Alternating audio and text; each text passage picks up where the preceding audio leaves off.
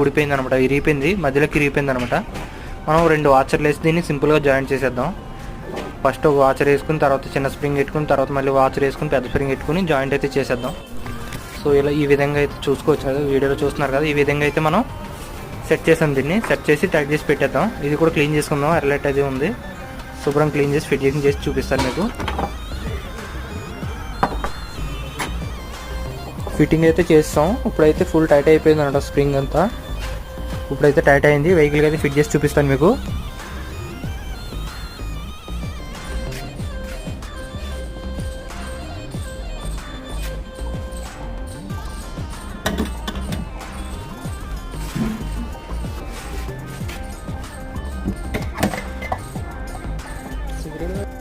Friends చూసారు కదా, చాలా సింపుల్గా అయితే సాల్వ్ చేస్తాం మనం దీన్ని ప్రాబ్లం అయితే. సో వీడియో నచ్చినట్టయితే లైక్ చేయండి, షేర్ చేయండి, సబ్స్క్రైబ్ చేసుకొని మన ఛానల్ అయితే. Thanks for watching.